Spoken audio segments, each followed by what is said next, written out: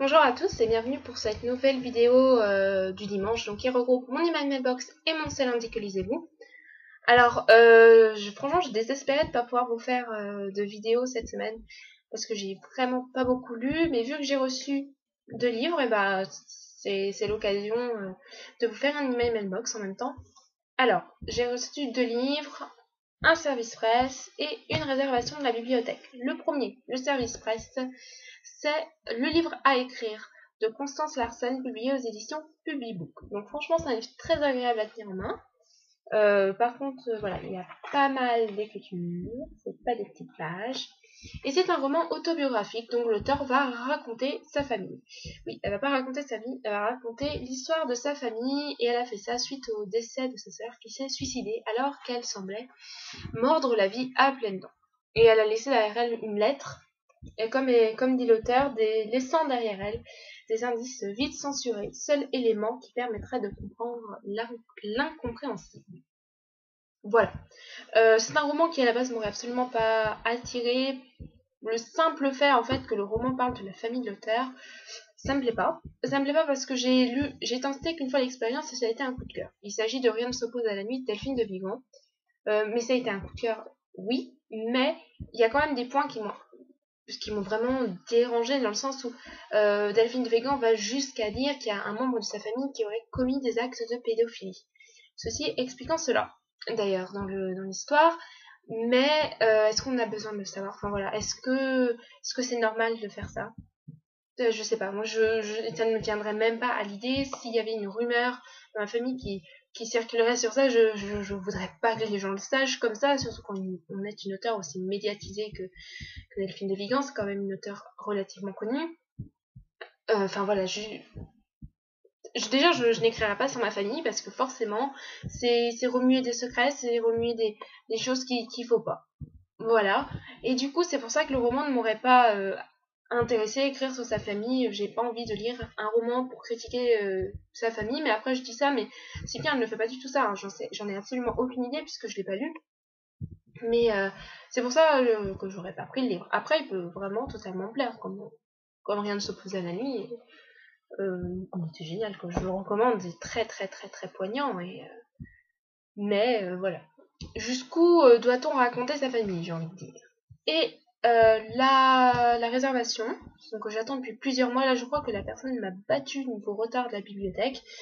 Il s'agit du tome 4 de Ange, donc Sicarius, de Anne Robillard, publié aux éditions Michel Lafon. Alors, si vous ne connaissez pas Anne Robillard et que vous voulez la découvrir, je sais que le tome 1 des Chevaliers d'Émeraude est sorti en poche, mais je vous recommande Ange, parce que les Chevaliers d'Émeraude, j'ai adoré, mais c'est pas sa meilleure saga. Je trouve que Ange est quand même un cran au-dessus. Et surtout qu'elle est plus accessible. Elle s'adresse à un plus grand palmarès, oui, de lecteurs, puisqu'il y a espionnage, il y a du fantastique, il y a des extraterrestres, il y a Jésus, voilà, ça part même dans le religieux, là c'est vraiment très mystique, mais et puis elle a un style vraiment particulier quand Anne Robillard, elle vous fait 4 ou 5 histoires en même temps, vous comprenez rien, c'est ultra brouillon, enfin vous comprenez rien, si quand même, mais c'est très très très brouillon, c'est très très très brouillon ces livres. Mais en fait, c'est un brouillon organisé parce que l'auteur sait très bien où elle veut vous mener et vous êtes vraiment manipulé, mais ça se dévore, quoi. Ange, franchement, je trouve que c'est un cran au-dessus des Chevaliers d'Émeraude. Bref, je vous recommande. Je verrai ce que je pense de ce tome en le lisant. Le seul petit défaut, c'est qu'il ne faut pas espacer ses lectures de plus de 6 mois. Parce qu'autrement, on oublie plein de détails. Et là, ça fait presque 1 an que j'ai lu le tome 3. Du coup, j'ai un petit peu peur. Et donc, il y a à peu près 10 tomes dans cette saga, voire plus, elle est encore en cours d'écriture. Et en France, un tome paraît tous les 6 mois. Donc là, le tome 5 est paru, le tome 6 devrait pas tarder, je pense. Puis voilà, le tome 6 devrait paraître incessamment.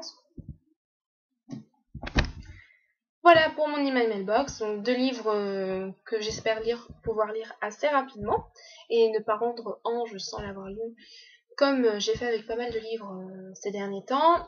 Et ma lecture, la lecture que j'ai lue principalement la semaine dernière et qui est aussi ma lecture en cours, il s'agit du tome cycle de l'héritage, donc le tome 4 du tome cycle. Du tome 4 du cycle de l'héritage, donc l'héritage de Christopher Paolini, publié aux éditions Bayard Jeunesse. Et je vous annonce que je n'ai pas encore dépassé le tiers, donc je n'ai pas encore lu 300 pages. Voilà ce que j'ai lu. C'est génial, franchement, j'adore. J'adore vraiment. Quand je suis dedans, j'en sors plus. Le problème est que c'est très long à lire. C'est très long dans le sens où les pages sont loin d'être petites et que j'ai pas le temps de lire autant que je le voudrais.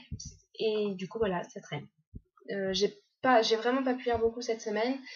Et c'est juste catastrophique au niveau de l'avancement du livre, quoi. Je pensais au moins être rendu à la moitié, et c'est absolument pas le cas. Et j'espère qu'il va pas encore me faire trop longtemps parce que je commence en fait à me lasser de retrouver toujours le même univers quand je lis le même livre. Mais en attendant, franchement, ce roman est super, enfin super génial. Non, mais c'est pas encore un coup de cœur, mais la fin décidera si oui ou non c'est un coup de cœur. Donc c'est vous dire combien il me plaît quand même, puisque je lui laisse la chance d'être un coup de cœur.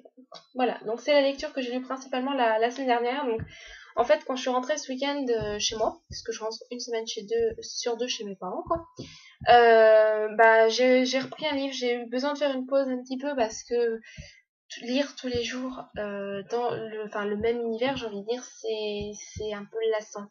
Je commence un petit peu à m'ennuyer dans le sens où, enfin, l'histoire avance très bien dans Eragon, mais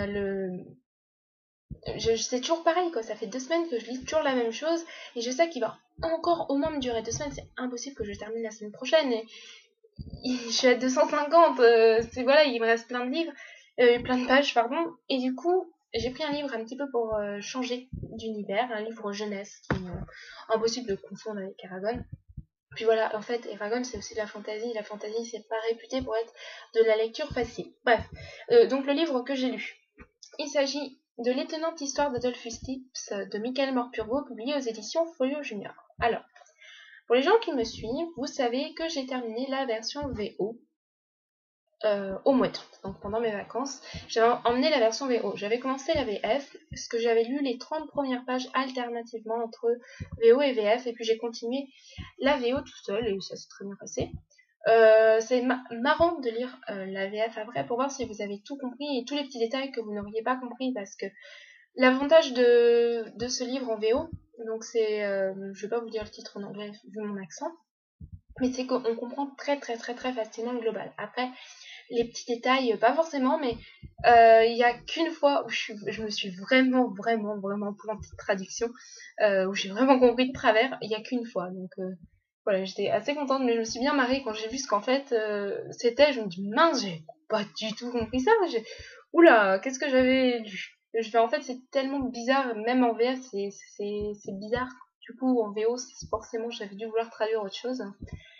Mais bref, si vous voulez commencer la VO, je vous recommande vraiment ce livre parce que en version VO, il est déjà très abordable, version VF aussi, puisqu'il existe en poche. Pour ce qui est de l'histoire, donc déjà c'est de la jeunesse. Et justement, ça permet de comprendre très facilement le global et après les petits détails. Voilà, mais ça permet de pas forcément avoir son dictionnaire toujours sous la main.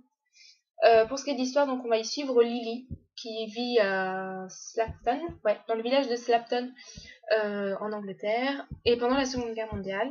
Et en fait, les Américains vont débarquer pour s'entraîner pour le débarquement. Et du coup, elle va devoir déménager, elle va rencontrer les Américains, et son chat va disparaître. Voilà, c'est une petite aventure qui est vraiment super sympa. J'ai vraiment adoré, même si j'ai envie de dire c'est pas extraordinaire, mais j'ai vraiment beaucoup beaucoup beaucoup aimé. Voilà. Et d'ailleurs, en partant de la lecture VO, j'ai terminé cette semaine, je l'ai pas avec moi, mais le premier chapitre du tome 1 de Théâtre Illuminata. Donc c'est Ace Lackstar de Lisa Manchef. Je comprends rien, je comprends mais absolument rien. Il faut que je cherche un mot sur deux dans le dictionnaire. Du coup, je me demandais s'il n'y aurait pas des adeptes de la VO qui passeraient par là, s'ils pouvaient me donner quelques titres pour un niveau d'anglais abordable. Enfin, voilà, je suis pas très douée, j'ai pas lu énormément en VO non plus. Je lis Harry Potter, quoi, en VO. En gros roman, bah voilà, il y a celui-là que j'ai lu en VO entièrement. Sinon, je me suis pas des petits contes, des petits trucs comme ça, mais vraiment un roman abordable parce que là, Elsaxar, c'est vraiment pas mon truc. Je comprends rien. Chercher tous les deux mots dans le dictionnaire, c'est vraiment chiant. Il n'y a pas d'autre mot. Du coup, si vous avez des lectures VO à me conseiller, franchement, je suis vraiment preneuse d'un petit peu tous les styles. Hein. N'hésitez pas à me conseiller, je choisirai après. Même si je pense pas pouvoir pas en commander un tout de suite.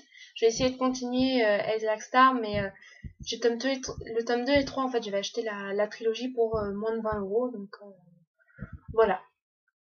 Donc, si vous avez des livres VO, donc n'hésitez pas à me conseiller. J'ai l'impression de me répéter là. Donc pour ce qui est pour la semaine prochaine, bah écoutez, ça sera l'héritage. Et je vais lire en parallèle donc La Griffe des sorciers de Evelyn Brizou-Pellen, publié aux éditions Micmac. Donc Evelyn Brizou-Pellen, c'est une valeur sûre normalement. C'est très jeunesse aussi. Mais franchement, regardez, le livre il est super beau. Vraiment, les éditions Micmac, je connaissais pas avant et c'est vraiment de super beaux livres. En plus, il est dédicacé au nom de ma mère. Parce que j'avais rencontré l'auteur au salon de livres de Ploufragan, qui est pas terrible, mais voilà, Evelyne Brizou-Pellen était là, et super sympa cet auteur. Et on lui a pris 3 ou 4 livres d'ailleurs, et celui-ci en fait partie. Donc voilà, comme ça sera vraiment une lecture tout à fait différente de l'héritage, et si j'arrive à la terminer cette semaine, enfin, Evelyne Brizou-Pellen, je terminerai cette semaine, mais il faut aussi que j'avance Eragon. Du coup, je vais pas vous présenter un autre livre au cas où pour lire en parallèle avec Eragon, mais je verrai si je lis autre chose, ça sera soit un SP du genre Berserk, mais il me tente pas trop en fait, soit Candy Pop ou soit Damné, enfin voilà, je sais pas trop ce que je lirai ensuite, ou le manuscrit que j'ai reçu des éditions Nouveau Auteur. Voilà, j'ai plein de livres à lire, ne vous inquiétez pas. En plus, j'en emmène encore d'autres histoire d'avoir le choix. Voilà, donc je vous fais à tous de gros bisous. Je vous retrouve la semaine prochaine en espérant avoir vraiment avancé, d'être dans le dernier terme en fait de Eragon. Ça serait vraiment pas mal d'avoir terminé La Griffe des sorciers. Et puis pourquoi pas avoir commencé un autre petit livre, histoire de diversifier un petit peu tout ça. Voilà, je vous fais à tous de gros bisous. On se retrouve la semaine prochaine. Et d'ici là, portez-vous bien. Bisous bisous.